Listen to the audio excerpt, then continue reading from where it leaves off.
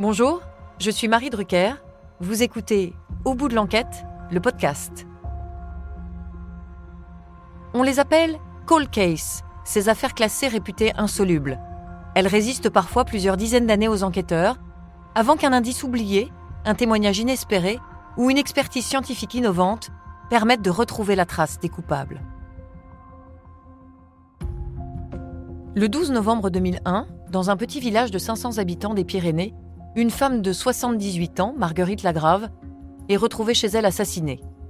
Qui pouvait en vouloir à cette vieille dame si appréciée qui distribuait des bonbons aux enfants de l'école toute proche ?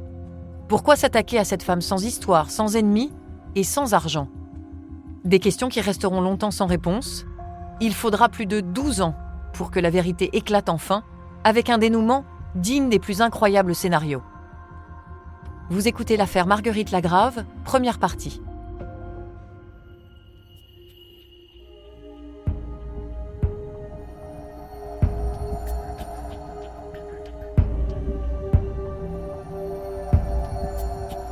J'avais commencé à faire mon ménage par là, et puis mon mari, qui s'était levé un peu plus tard que moi, me dit « Tiens, j'ai vu, Margot n'a pas ouvert les volets. » Michel Sarraza, voisine et amie de Marguerite Lagrave. Et d'habitude, c'est vrai, à 8h du matin, elle avait ouvert les volets. Et puis, au bout d'une demi-heure, il m'a dit « Mais t'as pas encore été voir Margot ?» Et puis là, je sais pas pourquoi, il m'a pris une appréhension. J'ai dit « Tiens, je vais aller la voir, mais je vais aller demander à Bernadette de venir avec moi. » On a tambouriné à la porte, on l'a appelée.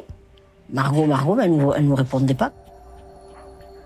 Et moi, j'ai fait ça à la porte, et puis la porte s'est ouverte, et puis là, on l'a trouvée devant son escalier. Il y avait du sang par terre, donc je vous dis pas le tableau, quoi. J'étais prise de panique, je sais même pas si on a refermé la porte. Et je suis arrivée ici, et mon mari me dit, qu'est-ce qu'il y a ? D'ailleurs, je devais être blanche comme un linge. Il m'a dit, qu'est-ce qui se passe ? J'ai dit, oh, si tu savais, Margot. J'ai appelé les pompiers, puis je suis tombée là, et les pompiers, au lieu d'aller chez Margot, ils sont venus me ramasser à moi, et puis voilà, quoi. En fin de matinée, on arrive sur place, et c'est une des maisons les plus anciennes du village. Thierry XVI, enquêteur à la brigade de gendarmerie d'Oloron. C'est une maison qui n'a pas de crépi, qui est de l'extérieur, qui est presque à l'abandon. Et à l'intérieur, c'est quelque chose d'extrêmement rustique. Et effectivement, donc, on découvre le corps de Marguerite Lagrave à son domicile, juste derrière la porte d'entrée. Donc, mise en place de tous les moyens, prise en charge des techniciens d'identification criminelle pour déterminer les causes de la mort. Ma première image, c'est que je vois cette dame, face contre terre, recroquevillée, au pied de ses escaliers. Major David Alzarez, technicien en identification criminelle à la section de recherche de Pau. Pour l'instant, je ne sais pas de quoi elle est morte. Il fait noir à l'intérieur de la maison, il y a une tache de sang, je revois encore. Et là, arrive le médecin légiste, et tout d'un coup, il me dit « Regarde de quoi elle est morte ». Là, je comprends qu'il y a une ouverture... une plaie ouverte, et me dit, voilà, elle a été tuée. Voilà, c'est ce que je vais garder en mémoire, je crois que toute ma vie. L'autopsie a clairement déterminé qu'elle est décédée d'un coup de couteau au niveau de la carotide. Pour moi, à ce moment-là, ça devient la scène de crime. Il fait noir, en fait, et il fait noir. À partir de là, je vais ouvrir les volets. Et je vais examiner tous les objets qu'elle pouvait avoir, des vaisseliers, des meubles, et je vais tourner autour de la cheminée pour finir sur la petite cuisine qu'elle avait de l'autre côté de la pièce.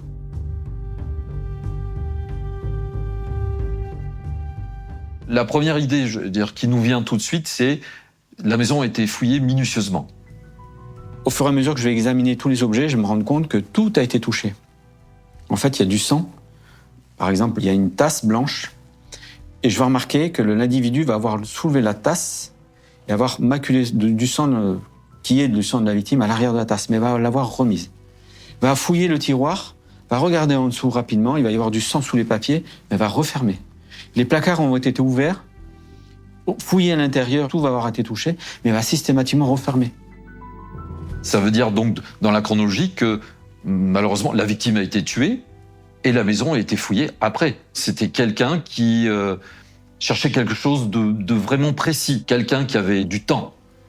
Il n'était pas dans la précipitation. C'est quelque chose qui était fait méthodiquement. On voit bien qu'il n'y a pas des empreintes digitales. Donc j'imagine que cet homme-là avait des gants en laine. Il se sera imprégné de sang. Et tout ce sang qu'il aura sur ses mains, il va s'en débarrasser inconsciemment en touchant et en manipulant au fur et à mesure les objets. On va avoir les traces les plus rouges près de la porte. Et au fur et à mesure qu'on va tourner autour de la pièce, ils vont s'estomper. Et en haut, il y aura quasiment rien. Voilà. Isus, c'est un petit village de entre 600 et 700 habitants. On est très loin et très près de la ville. Georges Sens, maire d'Esus de 1995 à 2014. Au Lauron, il y a 11 000 habitants. Isus est à 5 km. C'est un village extrêmement rural, hein, avec des familles qui vivent là depuis très longtemps. Tout le monde se connaît, voilà. On pensait que ça n'arriverait pas chez nous, quoi, hein, que ça pouvait pas arriver. Et puis, on est devant le fait accompli. Bon, eh ben, oui, c'est comme ça. Bon. Margot Lagrave, c'était une petite mamie en blouse, comme il y en a beaucoup, comme on en connaît tous ici en Béarn. Elle vivait seule. Daniel Corsan, journaliste à France Bleu, Béarn-Bigorre. C'est une vieille fille, hein. Elle sortait peu, elle quittait quasiment jamais Isus. Elle s'occupait de son intérieur, de son jardin. Lorsque les enfants sortaient de l'école communale d'à côté... Thierry Sagardoitot, avocat de la famille de Marguerite Lagrave. Elle qui n'avait jamais eu d'enfant se postait devant le portail pour les regarder passer. Elle avait toujours des bonbons chez elle pour en donner aux gamins qui venaient en chercher. Il ne manquait pas d'aller en chercher, évidemment. Voilà, c'était Mamie Bonbon, c'était son surnom dans le village. La mamie du coin. Elle n'est jamais sortie de sa maison. Elle a fait un peu de travail à domicile, fait chez elle, quelques sandales, mais jamais beaucoup. Elle n'a jamais travaillé vraiment. Sonia Dégère, nièce de Marguerite Lagrave. Non. Et puis célibataire. Elle ne voyait pas grand monde. Les seules personnes qu'elle voyait, c'est parce qu'ils venaient chez elle. Elle avait des poules juste en face de moi, là. Donc, tous les jours, on se parlait. Michel Sarraza, voisine et amie de Marguerite Lagrave. Nous, on était amis. On était amis, voilà. Ouais. C'était une femme très effacée, très, très discrète. Elle venait jamais, elle demandait pas. Il fallait aller la voir pour voir si elle avait besoin de quelque chose. Elle avait un robinet d'eau froide et une ampoule électrique en bas, c'est tout. Elle dépensait rien. En haut, c'était la bougie. Les toilettes étaient dehors. On lui a proposé un frigo, elle l'a pas voulu. Elle a dit non, j'ai toujours vécu comme ça, je vais continuer à vivre comme ça. Ah non, elle avait une vie très très simple. Hein. Son temps, c'était le temps de ses parents, et elle vivait comme ça.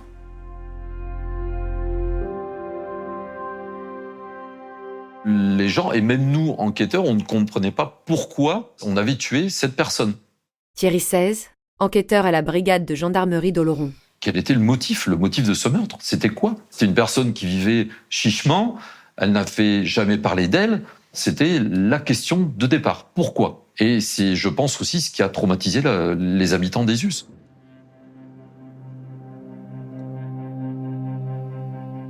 Les gens ont peur parce que, est-ce que ça peut se reproduire? Est-ce que c'est pas quelqu'un du village? Il va falloir qu'on ferme les volets, il va falloir qu'on ferme les portes, on ne se sent plus en sécurité. Les enquêteurs n'ont aucun indice. Julien Marco, avocat de la famille de Marguerite Lagrave.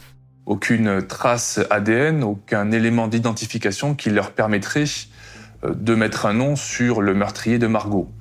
Mais on avait les premiers témoins, les personnes qui ont découvert donc le corps, les plus proches voisins, mais également tout l'environnement.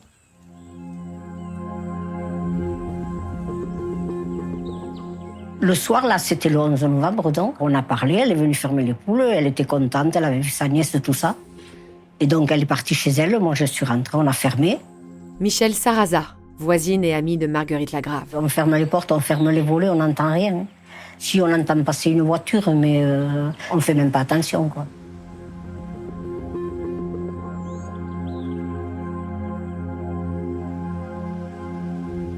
Un monsieur donc qui est rentré chez lui aperçoit un véhicule donc de type Golf avec un liseré rouge qui était aux abords de l'école, avec une personne de forte corpulence au volant.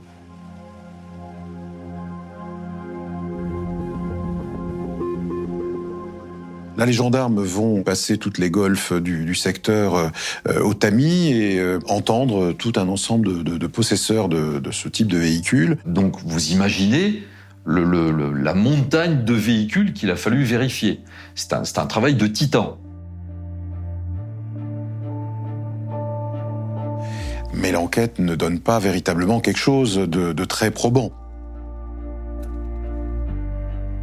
Mais toutes les hypothèses de travail vont être mises sur la table. Donc vous avez l'hypothèse rôdeur, vous avez l'hypothèse de la famille, peut-être quelqu'un du village, mais ça faisait partie des hypothèses de travail. On est sur les chemins de Saint-Jacques-de-Compostelle, donc là aussi c'était peut-être quelqu'un de passage. On sait souvent que sur le chemin de Saint-Jacques, on a des randonneurs qui dépareillent un peu ou qui sont solitaires. On a pris attache avec, je dirais, tous les gîtes qui accueillent des pèlerins de Saint-Jacques-de-Compostelle. Vérification des emplois du temps de chacun, savoir si ces gens étaient connus de la justice. Mais pour autant, les semaines vont passer, les mois vont s'écouler, sans que l'on mette un nom sur le meurtrier de Marguerite Lagrave.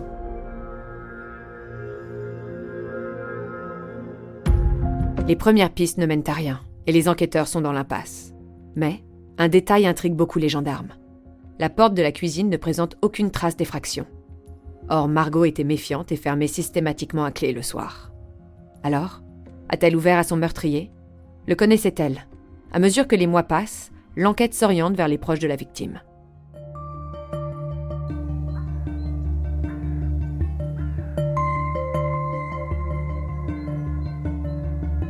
Nous, on pensait que c'était juste pour nous aider, qu'on avait tant de visites du gendarme, mais Sonia Dégère, nièce de Marguerite Lagrave. c'était juste pour nous surveiller, en fait. Parce que c'était nous dans le viseur, quoi.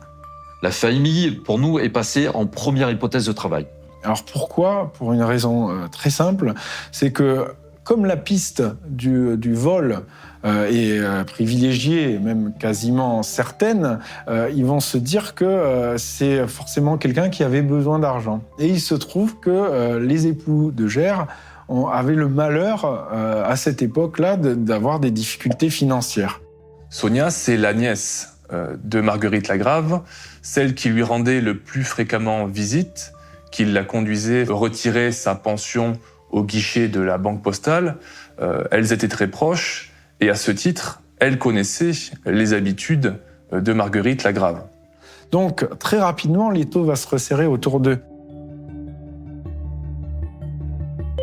Il faut que nous, enquêteurs, on connaisse leur mode de vie. Il faut qu'on rentre dans leur vie privée. Mise sur écoute de la famille, connaître leurs emplois du temps, connaître leur niveau de vie, les comptes bancaires. Donc 1 an d'enquête sur la famille. Mais on n'a pas toutes les réponses à nos questions. Donc il est décidé de procéder à une perquisition pour y trouver des objets pouvant se rapporter à la scène de crime et à placer donc un certain nombre de personnes en garde à vue.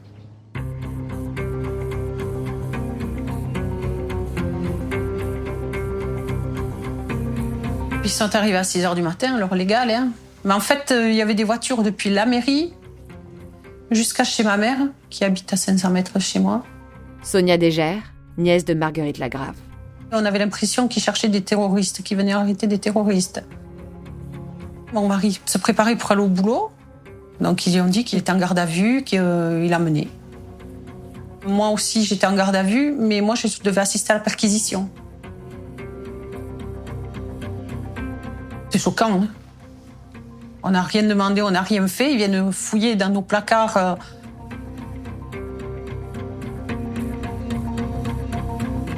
Les perquisitions n'ont pas été positives, puisque nous n'avons retrouvé aucun élément, aucun objet qui aurait disparu de la maison de la victime, aucun couteau, ou si tant est qu'on ait trouvé des couteaux, ils sont partis en analyse, mais ce n'étaient pas les bons couteaux, il n'y avait aucune trace d'ADN.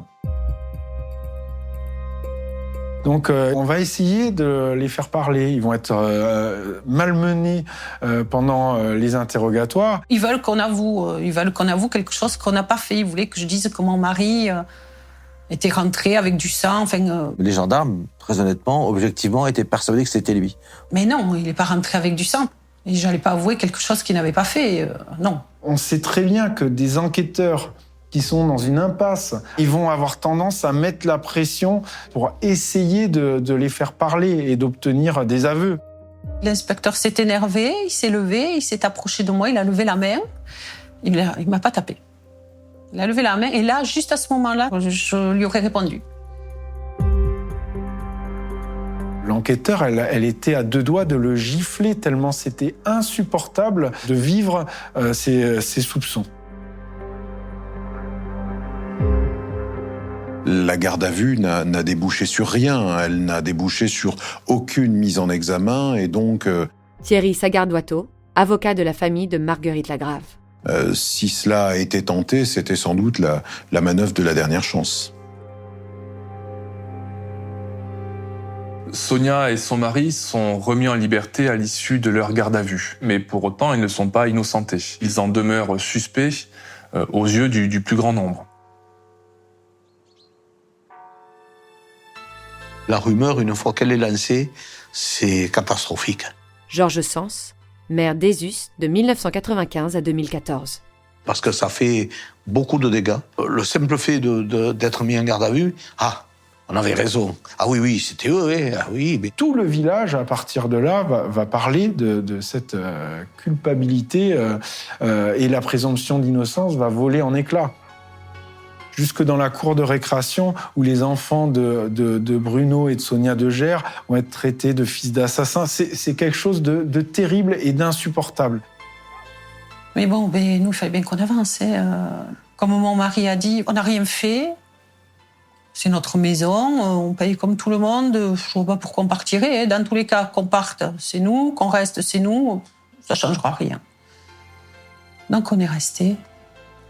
Et on a continué à vivre, quoi.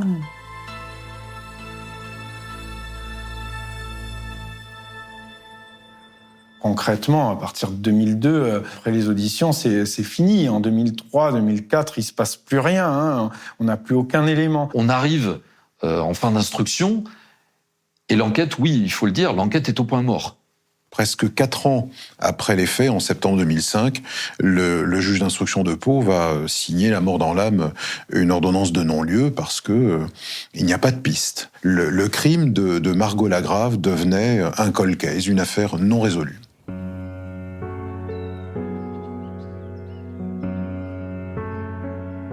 En tant qu'enquêteur, c'est un échec.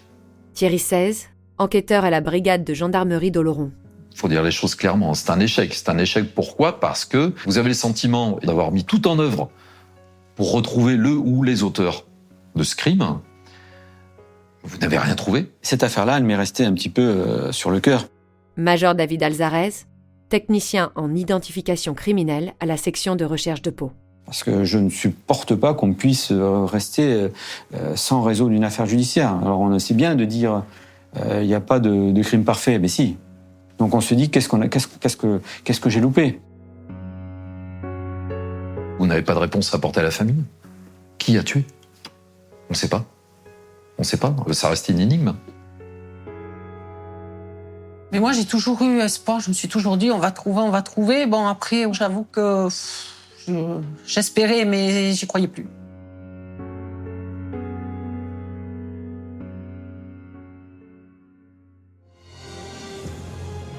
Vous venez d'écouter Au bout de l'enquête.